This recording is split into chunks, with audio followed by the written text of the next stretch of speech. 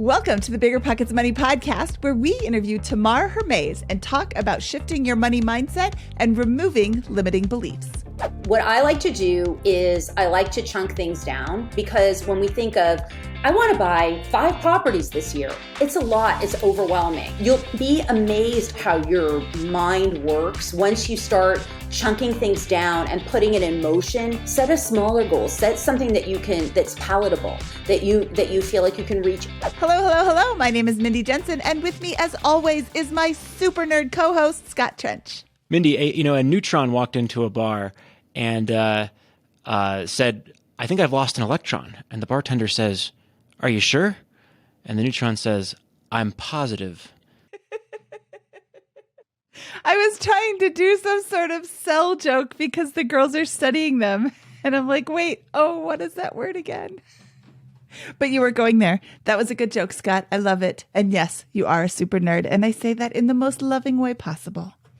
Scott and I are here to make financial independence less scary, less just for somebody else, to introduce you to every money story, because we truly believe financial freedom is attainable for everyone, no matter when or where you're starting. And that's right. Whether you want to retire early and travel the world, go on to make big-time investments in assets like real estate, start your own business, or set effective 2023 goals, we'll help you reach your financial goals and get money out of the way so you can launch yourself towards those dreams. Scott, I am super excited to bring in Tamar Hermes today. She is an author, she's a coach, and she grew up without any money. And for the longest time, she felt like she didn't deserve to have it.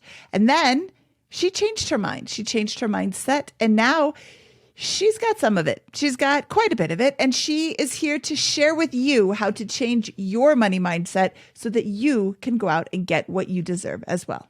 Yeah, she's a fantastic guest, and I love talking about goal setting and having a great new year. One thing that I have to say, because my lawyers make me, is the contents of this podcast are informational in nature and are not legal or tax advice, and neither Scott nor I, nor BiggerPockets, is engaged in the provision of legal, tax, or any other advice. You should seek your own advice from professional advisors, including lawyers and accountants, regarding the legal, tax, and financial implications of any financial decision you contemplate. Tamar Hermes, welcome to the BiggerPockets Money Podcast. I'm so excited to talk to you today. I am very excited to be here. I love to talk about money, and I am looking forward to a great conversation. Oh, good. We love to talk about money too, so this is going to be awesome. Tell us a little bit about yourself. How did you get started investing?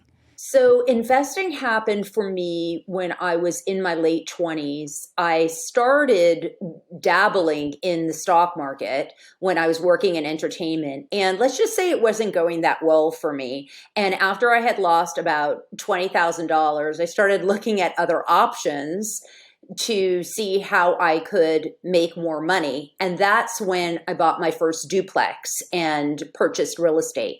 Now, since my portfolio has expanded, I do have stocks. I do believe in a diversified portfolio, although I am a huge fan of real estate, and that's where predominantly 80% of my portfolio is today. Oh, that was going to be my next question. How does your, in terms of percentages, so you're like 80% real estate and 20% stocks and things like that? Well, actually, I'm probably about 3% stock, and then I'm probably about 7% private equity, which is a very interesting area to invest, and had a little bit of crypto.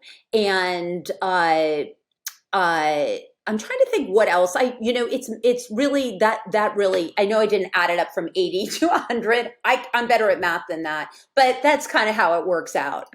It's that 20% of just a mix. Okay. And one of your pillars to success is overcoming fear and building concrete money habits. Let's talk about that. How does someone do that? Because overcoming fear is like, it's super easy to say. I just said it twice, but it's really hard to do in reality. It's so hard to do. And one of the things that I told myself when I was going to be on this podcast was that I wanted to be as vulnerable as I could and share truthfully that fear is very real for everybody. Even when you're at a multi-million-dollar level, you're always dealing with new challenges. And when you deal with new challenges and things you're not comfortable with, fear comes up. For me, I grew up really without money. And it was not a question of whether or not I was going to get money. For me, failure wasn't an option because my life was not in such a way that I was willing to go through my entire life without any resources. Awesome. Well, how does someone overcome these fears and work through past negative money mentalities to get on a better trajectory with money? Yes. So the first thing I believe is to do what I just explained in terms of being vulnerable and in terms of getting in touch honestly with the feelings and where they come from, and just acknowledging the fact that you're scared. And it's okay. And that most people are. I have friends that have billion-dollar portfolios, and every time they invest in something, they get a little pang. So it's just something that we need to understand, that it's part of our human nature. And then once you understand that it's part of your human nature, then all of a sudden you can start to feel like, okay, everybody else is feeling this too. I'm not the only person. I'm not the person that is going to fall down and lose money on a property or lose 20,000 in the stock market and be a complete loser. That's how we learn. That's how we grow. And so once you start taking that approach, you are a lot further along. And for me, it was really, I've had a ton of failures. I am someone that is willing to fall down and get back up.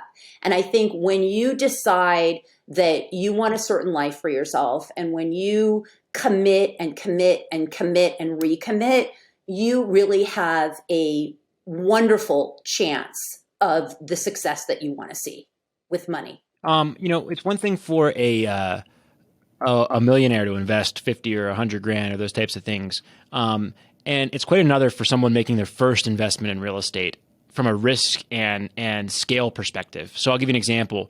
When I started out my career, I was making $48,000 a year. I had saved up $20,000 in my life, and I bought a duplex for $240,000. That was 5 times my annual income, and I'm levered 95 to 5, right? Because I got a 5% down FHA loan. That is a whole different ballpark of risk and scale that I think we a lot of folks can forget about once you're multiple years on in the investing journey. You're 5-10 years in your investing journey. You've got assets and equity or net worth in excess of $1 million. Oh, buying your first duplex. What is that? But now I think the scale the scale of that problem is even bigger. I think that someone in that position they may be earning $60,000 a year with inflation now, but they're buying a $400,000 property, which is 6 or 7 times their annual income. How do we get over that level of fear? And is a certain amount of fear healthy? Yes, I think a certain amount of fear is very healthy because that lets you know that you're stretching yourself and that you're entering into an area of growth. Because all the fear is really just an opportunity to learn. And it is, I completely understand what you're talking about, Scott, because my clients come to me all the time with similar scenarios. And what I do is the same thing that I do today, which is I look at what's really going to happen, what the mitigating of the risks, right? Looking at if I take $60,000 and I buy a $400,000 property, what are my chances of not finding a tenant? What are my chances of not being able to cash flow the way I'm projecting, having ACs go out, whatever CapEx expenses can happen that we may not be ready for? So once I look at that, what I realize is that what we think the worst thing that will happen is generally not going to play out in that same way.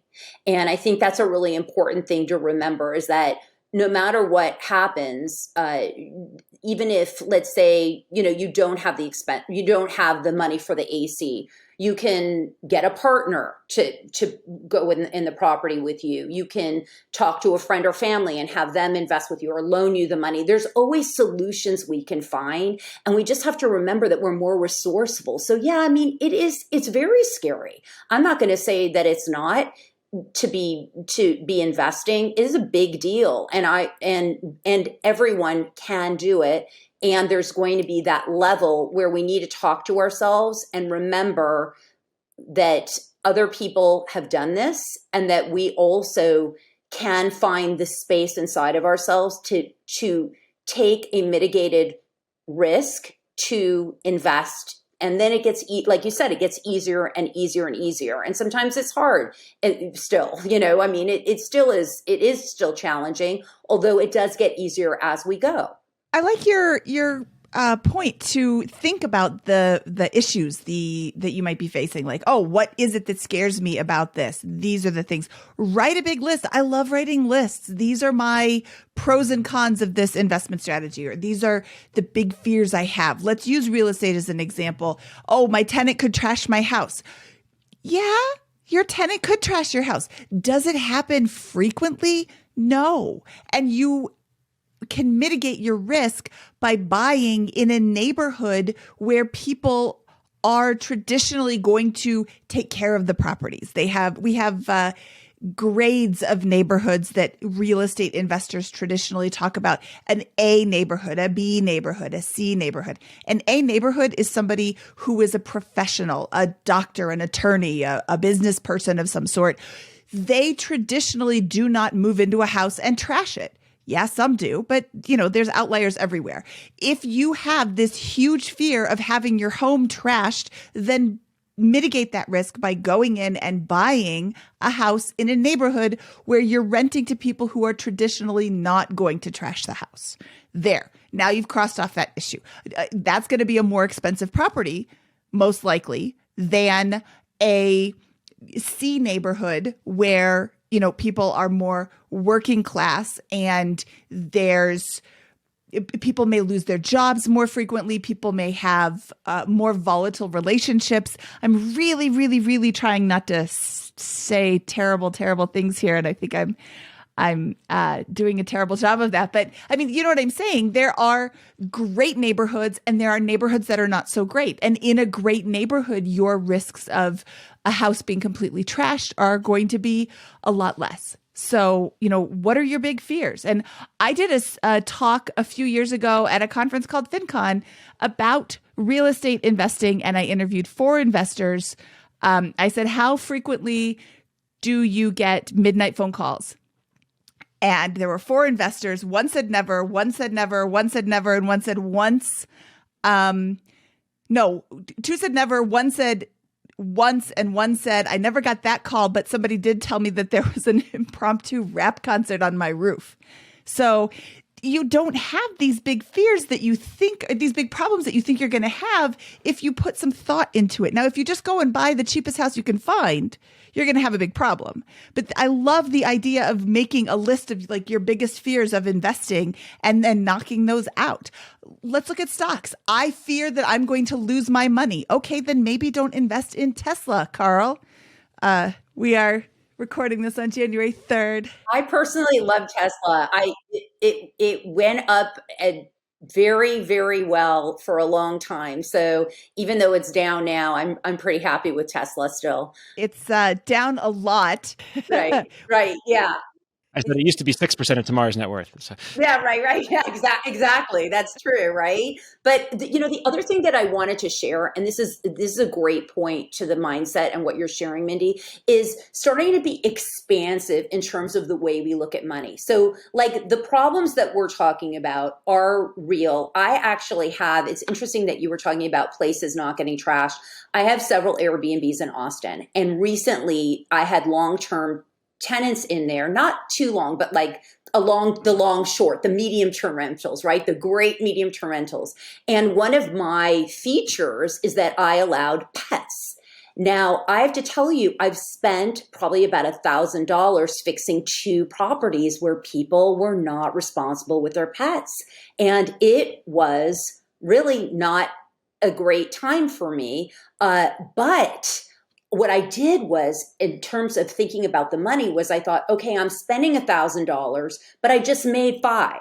So it's okay. It's like, yes, this was a hassle, but I was able to make more money. So in other words, I started to think in terms of expanding the amount of money that is made when you own a property, just like the appreciation that people make over time, and even being in Tesla. If you were in Tesla for 5 years, you made money, even though it's down now, you made a certain amount of money. So starting to trust the process, which is a little bit of time, and also believing that you can make more than what you have right now. Well, with that, are there any tips or tricks that you would have for folks that are trying to make a lot of headway in the early part of 2023 here? How can we take advantage of the new year to begin that process? Absolutely. What I like to do is I like to chunk things down, because when we think of, I want to buy 5 properties this year, it's a lot, it's overwhelming, and it's a little daunting about where to start. So I might say, okay, I know what my year vision is. I know I maybe want to buy 5, which is a lot, but maybe that's what I want. So I should put that down on paper and in my mind. And then I would say, okay, so the first thing to do is to find one. And I might say that's my quarter goal. And I might put that down for the first quarter, I'm going to find a property. And then when I think about that, then I look at, okay, how much money do I realistically have to spend? I mean, if I have 60, I probably maybe have 40 to put down, and then start looking at where I can find those properties. And then you'll be amazed also how your mind works once you start chunking things down and putting it in motion, how you'll be able to start finding solutions and people. Oh, I know a realtor in that area that I can call that really knows investing. Or, I know someone who could support me with a property management company, or I know a wholesaler. Like, it's amazing what we can find once we start to chunk things down. So I would say set a smaller goal, set something that's palatable, that you feel like you can reach. And whatever you do, don't look at Mindy, Scott, or I and say, oh, but they have this, because we're all at different stages. Everyone, I mean, we can all look at different people and look up and just think, oh my gosh, how am I going to get there? But you want to really honor where you're at and enjoy the process as much as you can, because it actually can be an exciting journey getting into investing. And the fact that you're listening to the Money Podcast and you're learning about money, and we should be able to find joy in it, instead of getting it as we feel the tension and the worry about what might happen. Also realizing that we're on our road and thinking about those things. That really will help your mindset as you're walking through challenges that are not that easy. Speaking of challenges that are not that easy, how do you handle creating these habits and goals if your partner or your friend group isn't on board? I mean, every real estate investor out there knows 1,000 people who will say, oh, all landlords are slumlords and you'll never make money. And here's a bunch of stories about everybody I know who did it wrong. Mm-hmm. Yeah, that's people. There's that old saying, you're the sum of the 5 people that you hang around. And I really do think that a lot of times, if we are around a lot of negative people, we really need to ask ourselves, what are we asking the world for? What kind of life do we, want? Like, if you're around someone if everyone around you is doomsday and telling you everything's going to be bad and that you're not going to be able to do things, you may want to reach out, go to a meetup and meet some people that are excited about investing and connect with them and get excited together. It changes everything. So and obviously if it's a partner, I think that you need to have those conversations. And what I like to do is meet in the middle, because sometimes I'm a little more aggressive than my husband. And so he might say, okay, well, I don't want to refinance the house and take this much equity out. I'm not comfortable with that. So we'll find a happy medium. And so, maybe if there's $80,000 in the bank account and some of it is in stocks, maybe a portion of that can be in real estate if that's what you're interested in. And you can meet in the middle together and partner that way.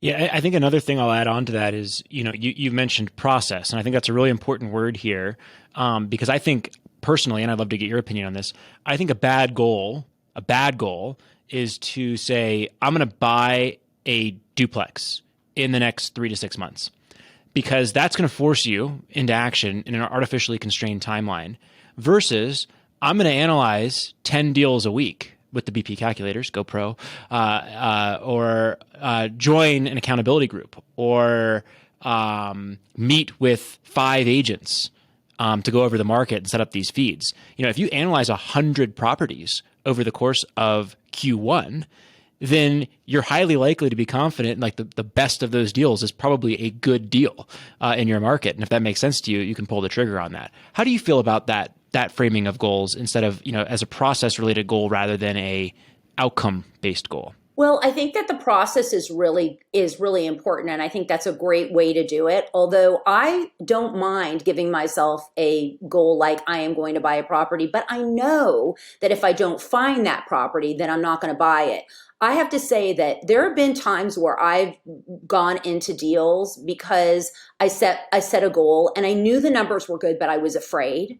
And the fact that I had that goal in mind pushed me to go forward. So sometimes I think that as long as you're rational with yourself, I mean, if you are just doing it, if you set yourself a goal and you realize, you know what, the numbers don't work, this is very risky, and I don't like the variables here, then yeah, you have to pass on it. But if you really make something concrete for yourself and you are at that crossroads where you can actually say, okay, this is a good deal, and I said I was going to do this, so I'm going to go for it. Because sometimes it's like, if I don't say I'm going to do it, there's a lot of people that just end up analyzing and analyzing and analyzing. So maybe you have to look at yourself and meet in the middle somewhere of where you're actually going to cross the finish line. So maybe a goal that was phrased like this would check both of our boxes. I'm going to analyze 100 deals that catch my eye over Q1. They're going to be in this part of town. And if one of them meets this level of criteria, I'm going to make an offer. Yes. How's that? Would that work? Mm-hmm. Yeah, that's great. I like that. That's great. Yeah, I like the way you phrase that, Scott, because not every property that you make an offer on is going to be accepted. Your criteria for that property to work for you may not match what the seller needs. And that doesn't mean that you're a failure for making the offer that doesn't work for the seller. And I think that this is where a lot of people get kind of tripped up. They're like, oh, well, I made an offer, but it wasn't accepted. Well, okay, so go make another offer on a property that fits your criteria. That doesn't mean change your criteria and get a property at any price and I have to own a property. No, if you want to be a real estate investor, you need to own a property that works for you financially. Just having a property, I mean, not every property makes good sense. Some properties don't make sense at any price. 100%. And I also think that at a certain point, we mitigate as many risks as we can. And there's always going to be something where, yeah, I can kind of see how this will play out. I've had situations where an Airbnb couldn't be Airbnb'd anymore, but I had planned ahead so that I could turn it into a long-term rental. So I had another plan in place. So I was prepared. I mean, it was not my best case scenario because I didn't make the kind of cash flow that I had anticipated, but I still was able to make the property work. So I think that some of that is really important. And I think that we need to understand that even though our projected numbers are a certain way, if we don't make as much or if we lose a little money, it is part of learning, and it is part of being an investor, which is that most investors have lost some money at some point along the way. Granted, we want to be careful, we want to be smart, we want to take mitigated risks, but we also can't be so scared where we just don't take any action because we're afraid that the one thing that we think will happen, and then just not go forward with it. And I see that too often. This is fantastic. I can think of so many good goals that come out of this. First, listen to 30 to 50 BiggerPockets podcasts in Q1 to get educated, read 5 of the books, go meet 5 of the agents in your local area at biggerpockets.com/agents to begin your networking, and use the go pro and use the calculators to analyze 100 deals over the first quarter and make an offer on any that meet your pre-established criteria once you've determined what good looks like. What a set of plugs for BiggerPockets. Mm-hmm. That's the most I think we've ever been able to plug BiggerPockets, and It's all good stuff. You should do that if you're interested in real estate investing. Absolutely. Scott, are you talking about biggerpockets.com? That's the one. The other thing is that while you're going through all that, you need to do the mindset work. So you need to remember, one of the things I love is in James Clear's book, An Atomic Habits. If you haven't read that, that's a great book for discipline and for setting goals. And one of the things he says is to ask yourself, am I the kind of person who would do this? So if I want to invest in real estate, or I want to invest in stocks, or whatever it is, I have to ask myself, am I the kind of person that would analyze this many deals? Yes, I would. If I was really a serious investor, I would be that kind of person. So remind yourself when you get tired or you feel like you're defeated or whatever happens, ask yourself, what kind of person do I want to be? I do this even sometimes with snacking. I'll say, well, am I the kind of person that snacks all the time? Or am I the kind of person that steps out of the kitchen and gets back to work? And, and I have to ask myself that. So it's a really important to have these tools and to remember to take care of yourself and remind yourself that as you're going through the journey and as it gets, as you're on that 99th deal of analyzing, that you say, I'm the kind of person that is going to invest in real estate.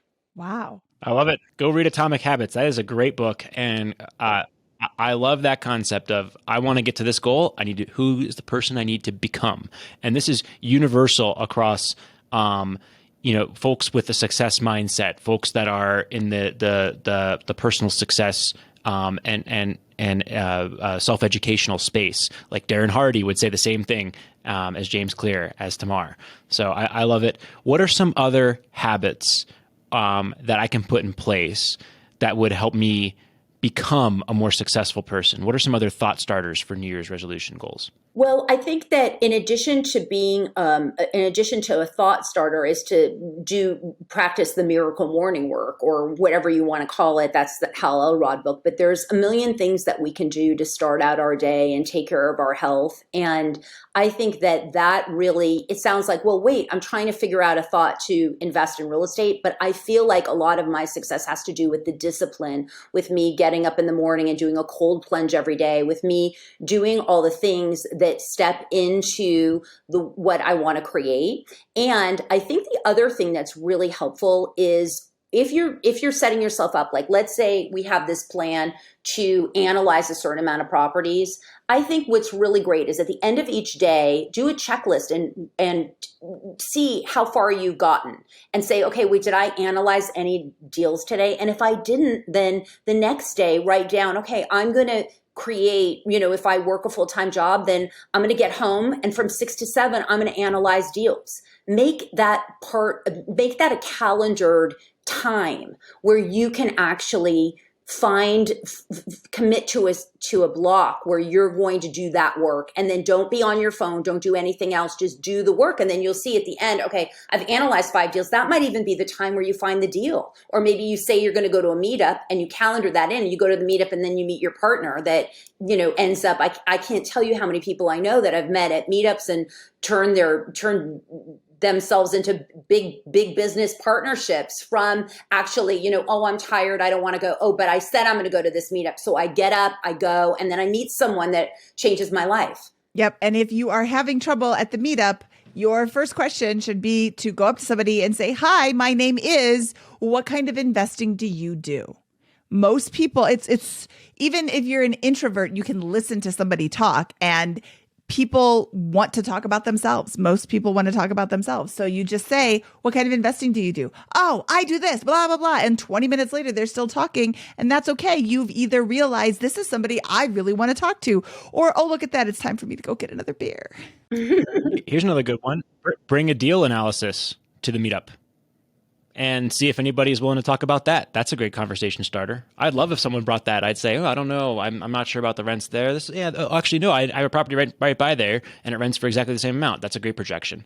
Yeah, that's a great idea. And the other thing that really helps with mindset, I find that if I have certain goals and I'm getting frustrated and it's not moving as quickly, and maybe the quarter ends and I analyzed all these deals, but I didn't quite find the deal that worked for me, what really helps is to start thinking about how you can be in service of other people, or how you can ask other people how they are, or there's always someone that needs a hand, or maybe they need help with their deal analysis. And it's amazing how it sort of releases this pressure of me, and wanting to get that goal done, and sort of expanding into other people. And that kind of also opens a lot of energy, where you can start to see that new things start to cultivate when you start thinking about how else you can help somebody else instead of worrying so much on your own ideas. I love that. Coming at it with you can always be a mentor and you can always be a mentee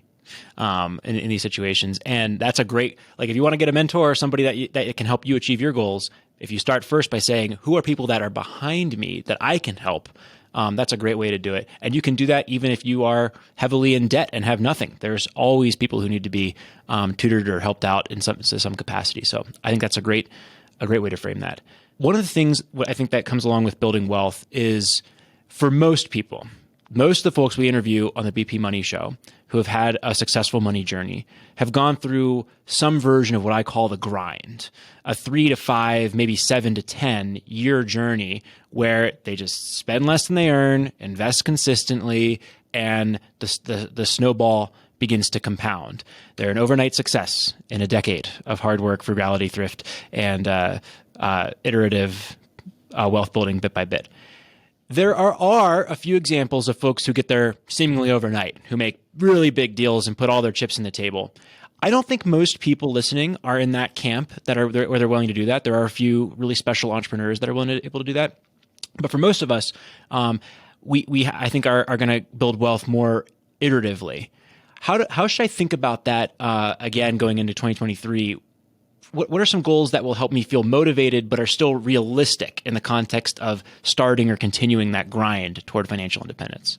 Yeah, this really speaks to me because I was definitely not the person that made money overnight.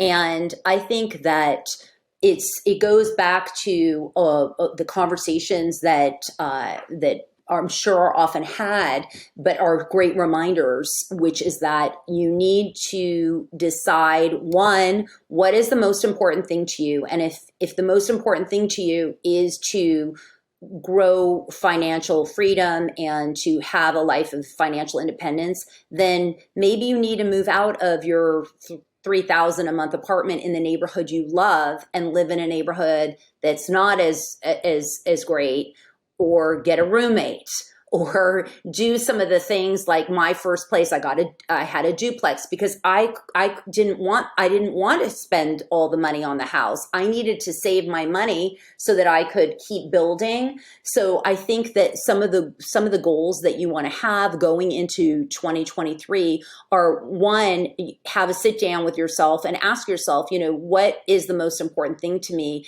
And then really start to create a budget. And I know that some people really like a lot of nice things. And I've had clients where they want to live in a nice area in the place where they are by their friends. And sometimes there's kids involved. They want the kids to be close to their friends. And there's a lot of variables.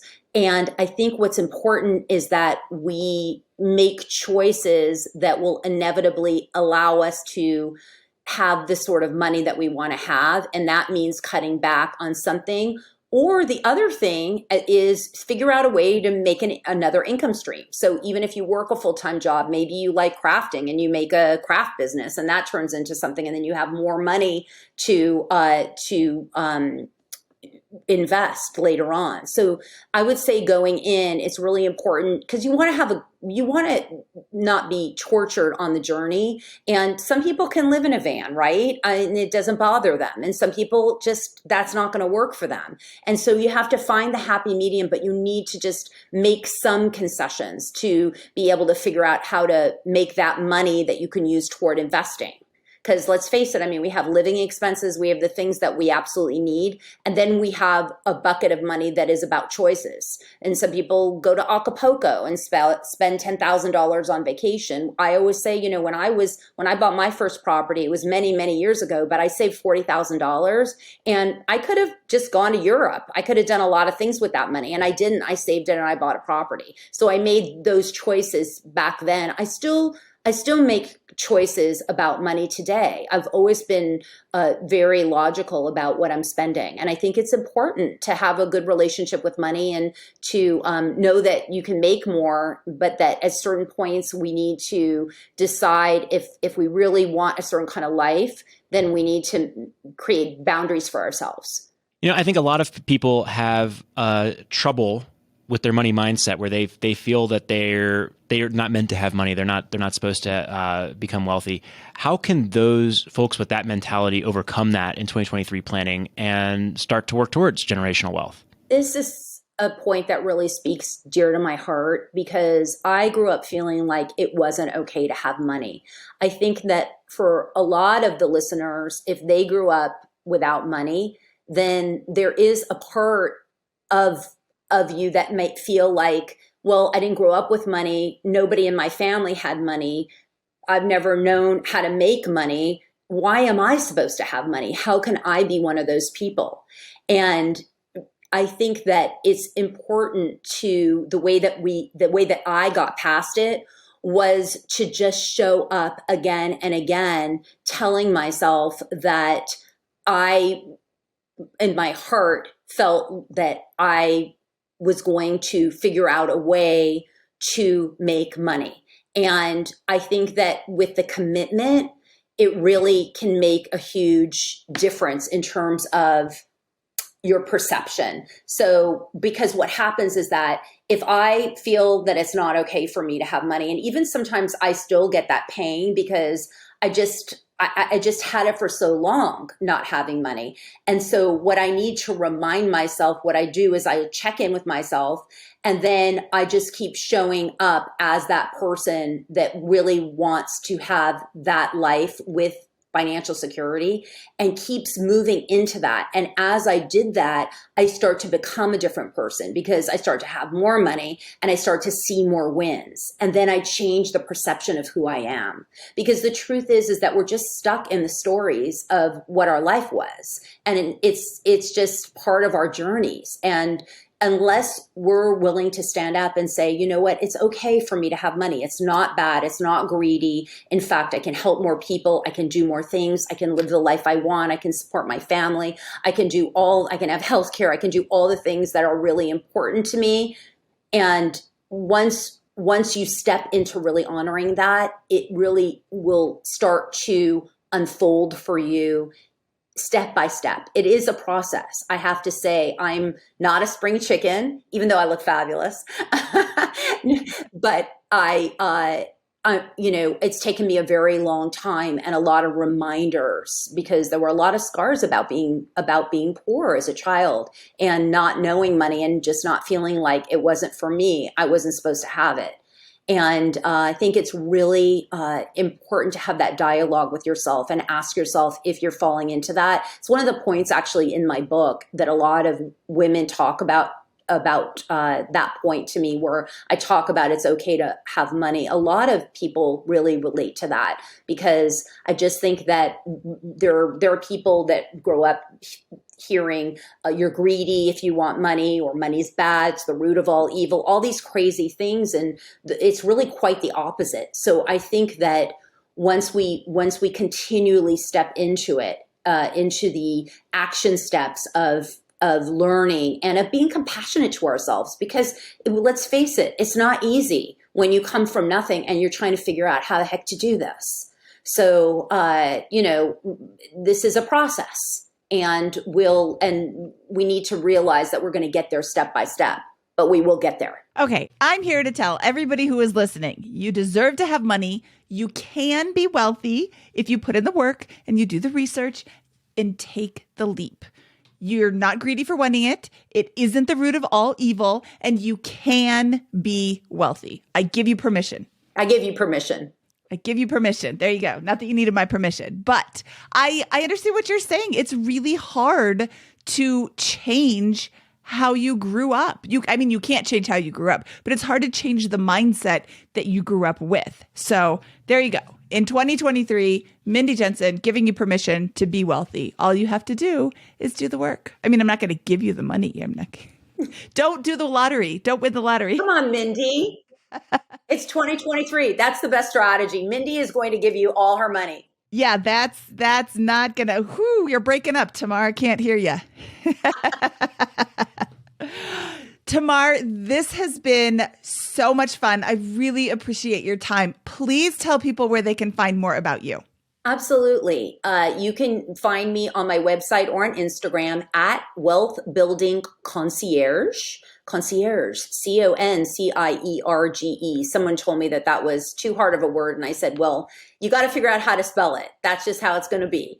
And you can also go on tamarbook.com to get The Millionaire's Mentality, my book on Professional Women's Guide to Building Wealth Through Real Estate. I really talk about all my mindset blocks and my story of how I grew up and how hard it was for me to make money and why I'm so passionate about others being able to change their mindset and to live the life that they really want with the money that they really want.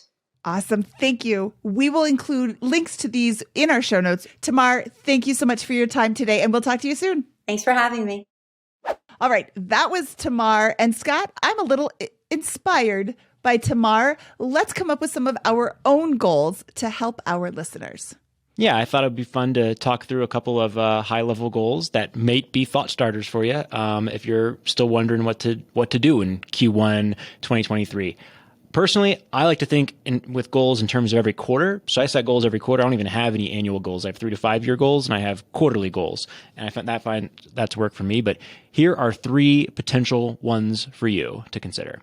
First, in Q1 2023, draft and review with your partner, if you have one, your 2023 goals, your life vision, an artifact there, and then an investment philosophy. And we talked about drafting an investment philosophy, and there's a template provided in episode 362 of the BiggerPockets Money podcast.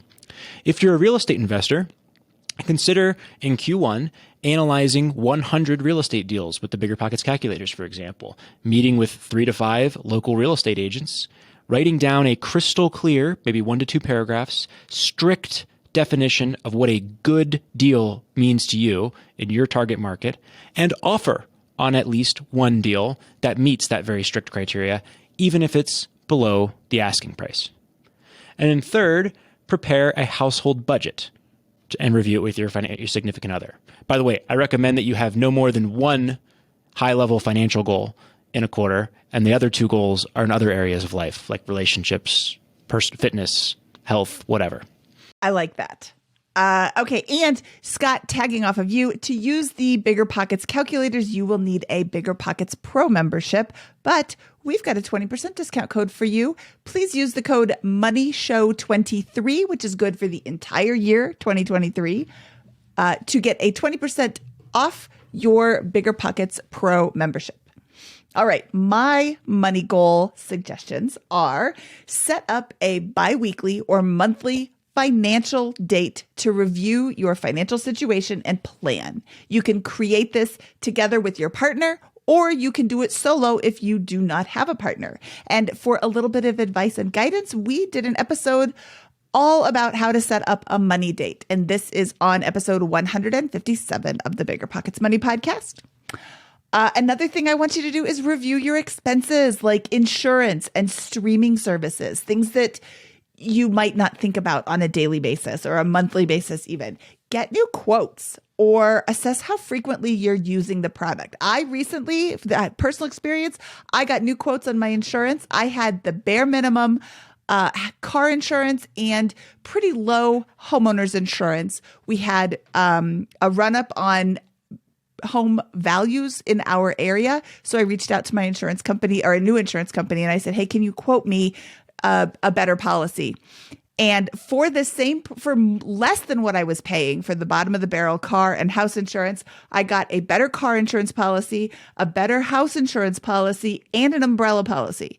So your insurance company is not going to reward you for your loyalty. So don't reward them with yours. Also, how many of those streaming services do you really, really, really need? You don't need all of them, probably. So see the ones that you use the most and get rid of the rest. Or watch everything on that one streaming service and then stop paying for it and cancel it. Number 3, explore new investment strategies. Look up 1 to 3 new investment strategies and do a little bit of do a little bit of research into these and see if it's something you want to explore further. Like we said in the episode today, if you don't understand what you're investing in, you're not going to be doing yourself any favors investing, and you could very well lose a lot of money. So do some research, see if there's a new investment strategy that might fit your investment philosophy a little bit better. Love it. Well, hopefully those are helpful. Obviously, your goals are your goals. So personalize them to your situation. And these are just thought starters. We appreciate you listening and hope you have a wonderful and successful 2023 and move towards financial freedom, whatever that means to you. Scott, should we get out of here? Let's do it. From this episode of the BiggerPockets Money Podcast, he is Scott Trench and I am Mindy Jensen saying, gotta kick it, cricket. BiggerPockets Money was created by Mindy Jensen and Scott Trench. Produced by Kaylin Bennett. Editing by Exodus Media. Copywriting by Nate Weintraub. Lastly, a big thank you to the BiggerPockets team for making this show possible.